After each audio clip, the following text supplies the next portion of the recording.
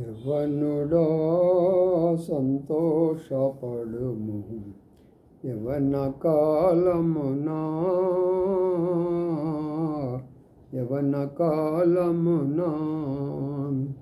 అయితే వీటిని బట్టి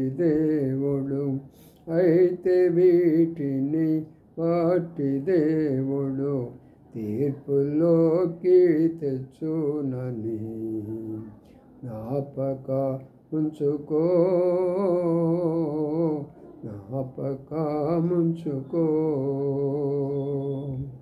యవ్వనుడా సంతోషపడుమా, యవ్వన కాలమునా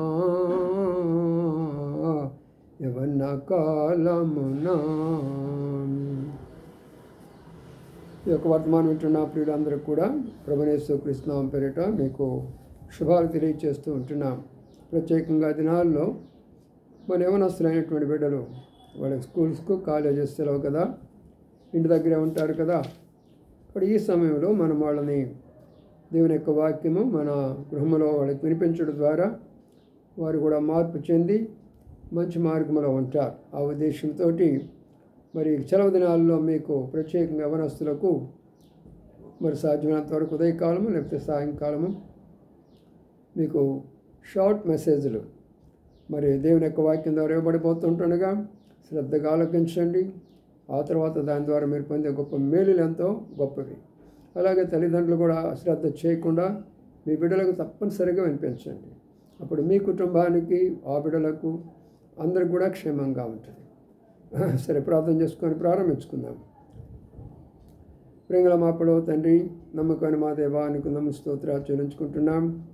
సమయంలో మరొకసారి మీ ఘనమైన నామాన్ని జ్ఞాపం చేసుకుంటూ ప్రభా మరి మా తండ్రి సాయంకాలము కొన్ని మాటలు యవనస్తుల కొరకై మీ దాసుని అభిషేకించి మా ప్రభా కంఠస్వరాన్ని ముట్టి సంపూర్ణమైన ఆరోగ్యం ఇచ్చి తండ్రి మీ బిడ్డలకు చక్కని మాటలు వినిపించి దానికి శక్తి దయచేయమని ప్రార్థిస్తుంటున్నాం. కనబడినటువంటి అంధకార శక్తులు మీ నాపడి బంధిస్తుంటున్నాం. ప్రభా మా తండ్రి, ఎవరైతే ఎంతమంది యవన బిడ్డలో ఉంటున్నారో వారికి మంచి తెలివి, జ్ఞానము, ఆరోగ్యము, మంచి మా ప్రభా భవిష్యత్తు దయచేయమని ప్రార్థన చేస్తూ అంధకార శక్తులు మీ నాపడి బంధిస్తూ మమ్మల్ని తగ్గించుకుంటూ మీ వైపు చూస్తే యేసు పరిశుద్ధ నామమున స్తుతించి ప్రార్థించి గణపరచి వేడుకొంచున్నాము తండ్రి. ఆమేన్. బైబిల్లో 119వ కీర్తనలో 9వ వచనము 11వ వచనంలో 2 మాటలు ఉంటాయి. యవనస్తులు దేని చేత తమ నడతను శుద్ధిపరచుకొందురు అనే మాట మనం చూస్తాం.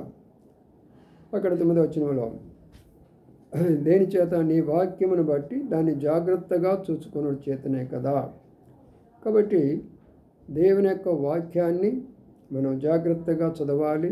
యవన బిడ్డలైనటువంటి వారు అర్థం చేసుకోవాలి, దాన్ని హృదయంలో భద్రం చేసుకోవాలి. అందుకని 11వ వచనం ఏమంటున్నాడు? కీర్తన 111:11లో నీ ఎదుట నేను పాపం చేయకున్నట్లు నా హృదయంలో నీ వాక్యాన్ని ఉంచుకున్నాను. కాబట్టి మనము పాపం చేయకుండా యవనస్తులైనటువంటి వారు ఉండాలంటే వాక్యము మన చేతిలో ఉండడం కాదు కానీ, వాక్యం మన ఇళ్లలో ఉండడం కాదు కానీ, వాక్యం మన బ్యాగుల్లో ఉండడం కాదు కానీ, వాక్యం ఎక్కడ ఉండాలా? మన హృదయంలో ఉండాలి. మన హృదయంలో ఉన్నప్పుడు అప్పుడు నీవు ఏ పాపం చేయడానికి కూడా అవకాశం లేదు. అందుకనే యవనస్తులారా ఒక మాట కనబడుతూ వచ్చింది. ఏమనంటే, యవన కాలమున నీ కోరికలు చొప్పున, నీ దృష్టి చొప్పున నువ్వు ప్రవర్తించుము. ప్రసంగ పుస్తకం అంటాడు 11:9లో. అయితే వీటిని బట్టి దేవుడు నేను తీర్పులోకి తీసుకొని వస్తాడు. ఆ తీర్పే భయంకరమైనటువంటి తీర్పు, నరకగుండము, అగ్నిగుండము. ఏమాత్రం కూడా ప్రభు క్షమించలేక ఆ సమయంలో. అందుకని ఎవరి బిడ్డలందరూ కూడా శ్రద్ధగా మాటలు ఆలకించండి. మనం ఎలాగా ఈ లోకంలో మనం జీవించాలో అనే విషయాలు బైబిల్ గ్రంథంలో నుంచి కొన్ని విషయాలు మనం ధ్యానించుకుందాం. ఇక్కడ ఆదికాండం 49లో ఒక మాట అంటున్నాడు. యోసేపు ఫలించుడి కొమ్మ, ఊట యొద్ద ఫలించుడి కొమ్మ, దాని రెమ్మలు గోడ మీదకి ఎక్కి వ్యాపించును. చాలు. వాళ్ళ తండ్రి గారు అయినటువంటి యాకోబు, ఆయన 12 మంది సంతానం ఉన్నారు. ఆ 12 మంది సంతానానికి ఆయన ముగింపు దినాల్లో, చివరి దినాల్లో, వృద్ధాప్యంలో వారికి ఆశీర్వాదాలు ఇస్తూ, ఒక్కొక్కరిని ఆశీర్వాదిస్తూ, దీవిస్తూ వచ్చాడు. అట్లా అందరినీ దీవిస్తూ యోసేపు దగ్గర వచ్చినప్పుడు యోసేపుని గురించి ఏమని చెప్తున్నాడంటే, ఆయన ఫలించుడి కొమ్మ, ఊట యొద్ద ఫలించుడి కొమ్మ, దాని రెమ్మలు గోడ మీదకి ఎక్కి వ్యాపించును అనే మాటలు కనబడుతూ ఉంటున్నాయి. చూసారా ప్రియులారా? ఫలించుడి కొమ్మ అంటే దాని అర్థం ఏంటి? ఫలభరితమైనటువంటి జీవితము మనం కలిగి ఉండాలి అనే విషయాన్ని మనం ఇక్కడ చూసుకోవాలా. రెండవది, ఓట యొద్ద ఫలించాలి అంటే ఏంటి? ఓట అంటే దేవుని యొక్క వాక్యం. ఆ వాక్యం ద్వారా యవనస్తులైన వారు ఫలభరితంగా ఉండాలా. దాని రెమ్మలు గోడ మీదకి ఎక్కేసి వ్యాపిస్తూ ఉన్నారంట. అంటే వారి యొక్క అభివృద్ధి అనేక స్థలాలకు వెళుతూ ఉంటుంది. వారి చదువును బట్టి, వారి ఉద్యోగాన్ని బట్టి, వారు చేసే కార్యాలను బట్టి అనేకమైనటువంటి వారి రీతిగా వెళ్ళేదిగా కనబడుతూ ఉంటున్నది. అందుకని నేటి దినాల్లో అనేక మంది యవనస్తులు ఉన్నారు, కానీ వారు ఎలాగా ఉన్నారు అంటే, దేని చేత తమ నడతను శుద్ధిపరచుకుందరు అంటే మన నడత అంతా కూడా పాడైపోయింది. నేటి దినాల్లో యవనస్తులైన వారు, ప్రత్యేకంగా భారతదేశంలో ఉన్నటువంటి మనము, ఆంధ్రప్రదేశ్లో ఉన్నటువంటి మనము, అనేక ప్రాంతాల్లో ఉన్న యవనస్తులు, ఇతర దేశాల్లో ఉన్నవారు కూడా మన నడత మారిపోతూ వచ్చింది. అది చెడు నడత అయిపోయింది, చెడు అలవాటులు అయిపోయినాయి, చెడు పద్ధతులు అయిపోయినాయి. ఆఖరి ధరించేటటువంటి వస్త్రాలు కూడా పద్ధతి మారిపోయింది, మాట తీరు మారిపోయింది, చూసేవి మారిపోయినవి, వెళ్ళే స్థలాలు మారిపోయినవి. యవనస్తులందరూ కూడా ఎక్కువ మంది ఈ దినాల్లో మరి అనేకమైనటువంటి లోక పద్ధతుల్లో వెళ్ళిపోతూ దేవుని యొక్క కోపానికి గురయ్యే యొక్క సమయం వచ్చేసింది. అందుకనే చిన్న వయసులోనే చాలామంది యవనస్తులు చనిపోతుంటున్నారు. చిన్న వయసులోనే చాలామంది రోగులైపోతుంటున్నారు. చిన్న వయసులో చాలామంది మానసికమైన వ్యాధి వస్తున్నది. కాబట్టి ఏమని బిడ్డలారా, జాగ్రత్త. అందుకని యోసేపుని గురించి కొన్ని మాటలు మనం ఇప్పుడు ధ్యానిస్తాము. అప్పుడు మనం ఎలాగా ఫలించాలనేది తెలుసుకుందాం. 37వ అధ్యాయంలో అంటున్నాడు, 37వ అధ్యాయము, యాకోబు తన తండ్రి పరవాసిగా ఉండిన కానాను దేశంలో నివసించిన 1వ వచనం. యాకోబు వంశావళి ఇది. యోసేపు 17 ఏండ్ల వాడై తన సహోదరుతో కూడా మందను మేపుచుండెను. అతడు చిన్నవాడై తన తండ్రి భార్య అయిన బిల్హా కుమారుల యొద్దకును జిల్ఫా కుమారుల యొద్ద ఉండెను. అప్పుడు యోసేపు వారి యొక్క చెడుతనము గురించిన సమాచారము వారి తండ్రి యొద్దకు తెచ్చువాడు. చాలు. చదవమైన లేఖన భాగాన్ని ప్రభు ఆశీర్వదించి దీవించునుగాక. ఇక్కడ మనం జ్ఞాపకం చేసుకునే మాట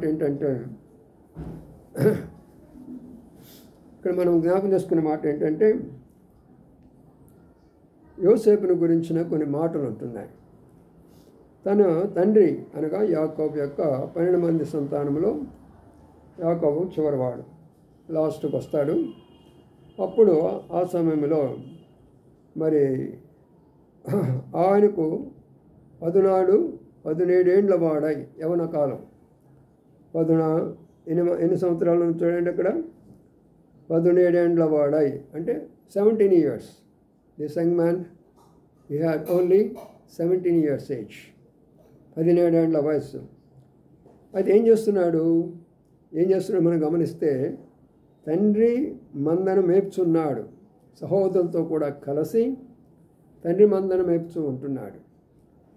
ఇక్కడ మనం అర్థం చేసుకునేది అంటే, ఫస్ట్ యోసేపు ఫలించడానికి మొదటి కారణం ఏంటంటే, తండ్రి తనకు అప్పగించిన పనిని నమ్మకంగా చేస్తున్నాడు. What ever the father has given the responsibility to this young man was performing all the responsibilities very faithfully.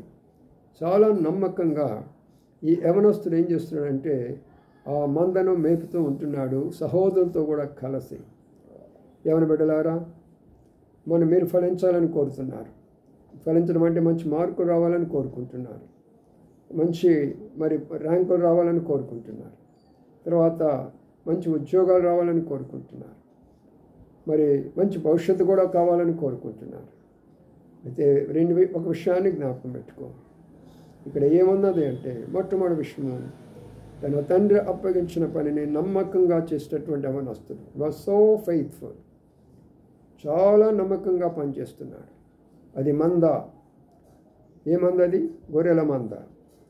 ఆ గొర్రెల మందను కాపాడడం అంటే సామాన్య విషయం కాదు.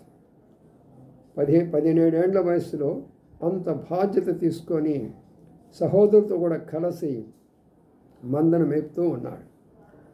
కాబట్టి ఎవరు ఫలిస్తారు, ఎవరు ఆశీర్వదించబడతారు, ఎవరు ఉన్నతమైన స్థానానికి వెళ్తారు, ఎవరు అత్యధికమైనటువంటి స్థానంలోకి వెళ్తారు అంటే, ఎవరిని దేవుడు దీవిస్తాడు అంటే, ఇంట్లో తల్లి తండ్రులు ఏమైతే చెప్తారో అది ఎవరైతే నెరవేరుస్తారో, దానికి విధేయత చూపిస్తారో వాళ్ళందరూ కూడా దేవుని ద్వారా ఆశీర్వదించబడతారు.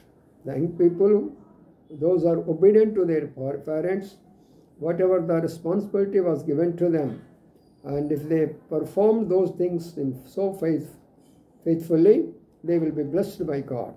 దేవుని ద్వారా వాళ్ళు ఆశీర్వదించబడతారు. అయితే ఉన్న విషయం ఏంటి, మనం ఆ పనిలో మనం నమ్మకం ఉంటామా? తల్లిదండ్రుల బాధ్యత అప్పగిస్తే మనం అంటాము, ఇప్పుడు కాదు మమ్మీ, నేను ఫోన్ చూసుకుంటున్నాను. మరొకరు అంటారు, ఇప్పుడు కాదు మమ్మీ, నేను బయటకు వెళ్ళాలా. ఇప్పుడు కాదు డాడీ, నా ఫ్రెండ్స్ వచ్చారు. ఇప్పుడు కాదు నాన్నగారు, నేను ఇంకో పని మీద పోతున్నాను. ఇలా అన్ని సాకులు చెప్పుకుంటే నీకు ఎలాగ మంచి మార్కులు వస్తాయి, నీకు ఎలాంటి మంచి ఉద్యోగం వస్తుంది, నీకు దేవుని ఆశీర్వాదాలు ఎలాగ వస్తాయి, నువ్వు ఎలాగ పైకి వెళ్ళిపోతావు? So young people, be careful. ఇక్కడ చాలా ప్రాముఖ్యమైనటువంటి మాట. If you are faithful to your parents, the heavenly father will bless you abundantly. Your life will be fruitful. నీ జీవితం ఎంతో ఫ్రూట్ఫుల్గా, లేకపోతే మంచిదిగా ఉంటుంది. అందుకని ఆ మాట రాస్తూ వచ్చాడు. అది రెండో విషయాన్ని మనం గమనిస్తే, అప్పుడు యోసేపు వారు చెడుతనమును గురించిన సమాచారము వారి తండ్రి యొద్దకు తెచ్చువాడు అనే మాట కనబడుతున్నది. రెండో లక్షణం యోసేపులో ఏమన్నదంటే, తన తోటి సహోదరులు బ్రదర్స్ ఉన్నారే, వాళ్ళు కూడా మందలు కాస్తున్నారు. అయితే మందలు కాస్తూనే వాళ్ళు ఏం చేస్తున్నారంటే తప్పులు చేస్తూ ఉంటున్నారు. మందలు కాస్తున్నారు, తప్పు చేస్తూ ఉంటున్నారు. అయితే యోసేపు మంద కాస్తున్నాడు, తప్పు చేయటం లేదు. కాబట్టి ఇక్కడ అర్థం చేసుకోనండి, అక్కడ కూడా తండ్రి చెప్పినటువంటి మాటలను వాళ్ళు కూడా పాటిస్తున్నారు, కానీ అందులో చెడు కనబడుతుంది. తండ్రిని మోసం చేయటమో, వాళ్ళు కొన్ని చెడు కార్యాలు చేస్తున్నారు. అబద్ధం చెప్పడమో, మోసం చేయడమో, లేకపోతే రకరకాలైనటువంటి చెడు అలవాటులు కొన్ని ఉంటాయి. మరి డ్రింకింగ్ అంటే, స్మోకింగ్ అంటే రకరకాలైనటువంటి బ్యాడ్ హ్యాబిట్స్ ఉంటాయి కదా. అందుకని వాళ్ళు చెడుతనం చేసినటువంటి వాళ్ళ మాటలుగా మంచిగా ఉండేటటువంటి కావు, వాళ్ళ మాటలు మోసంగా ఉండేటటువంటి, వాళ్ళ మాటలు కోపంగా ఉండేటటువంటివి. వాళ్ళ రకరకాల పనులు కూడా చేస్తూ ఉండవచ్చు. ఆ చెడుగంతా కూడా తీసుకొచ్చేసి వాళ్ళ నాన్నగారికి, ఆయన యాకోబు గారికి, ఇశ్రాయేలు గారికి చెప్తూ ఉన్నాడు. నా ప్రియమైనటువంటి యవన బిడ్డలారా, ఎవరైతే నీ ఇంటిలో కానీ, నీ స్నేహితుల్లో కానీ, నీ బంధువుల్లో కానీ తప్పులు చేస్తున్నప్పుడు, చెడు చేస్తున్నప్పుడు వారితో కలిసి ఏకీభవిస్తున్నావా, లేక వారి నుండి తప్పించుకొని అవన్నీ తీసుకొని వచ్చి తల్లిదండ్రులు చెప్తున్నారా? వారితో ఏకీభవించకూడదు. మనం వారితో ఏకీభవిస్తే మనకు దేవుని యొక్క ఆశీర్వాదం మనకు ఉండదు. అందుకనే యోసేపు తప్పు చేయకపోగా తప్పులు చేసేవాళ్ళని తీసుకొచ్చేసి ఆయన వాళ్ళ తండ్రికి చెప్తున్నాడు. ఎందుకు తండ్రికి చెప్పాలంటే, తండ్రి వాళ్ళని కరెక్ట్ చేస్తాడు, తండ్రి వాళ్ళని మంచిగా చేసేస్తాడు. కాబట్టి అక్కడ అర్థం చేసుకోండి మాట. మనం తప్పు చేసేటప్పుడు దేవుడు మనల్ని ఆశీర్వదించడం. మనం చెడు కార్యాలు చేసిన, దొంగతనం కానీ, మోసం కానీ, లేక అబద్ధాలు కానీ, లేకపోతే చెడు స్నేహాలు కానీ, సెల్ ఫోన్లో అనేకమైనటువంటి చూడగొన్నటువంటి చూస్తాం కానీ, టీవీల్లో చూడగొన్నటువంటి చూస్తాం కానీ, సినిమాలకు వెళ్ళటం కానీ, ఇవన్నీ కానీ మీరు చేస్తూ ఉంటే మరి అభివృద్ధిలోకి రాలేరు, ఫలించలేరు. అందుకనే తాను చేయపోగా చేసేవారి గురించి చెప్తుంటున్నాడు. కానీ మనం చేయాల్సిన పని ఏంటంటే, అలాంటి వారు మన కుటుంబంలో ఉండొచ్చు, అన్నదమ్ములు అయి ఉండొచ్చు, తమ్ముడు అయి ఉండొచ్చు, అన్నయ్య ఉండొచ్చు. అన్న తప్పు చేస్తే తమ్ముడు మంచివాడైతే నాన్నగారు చెప్పాలి, అప్పుడు అన్నను కరెక్ట్ చేస్తాడు.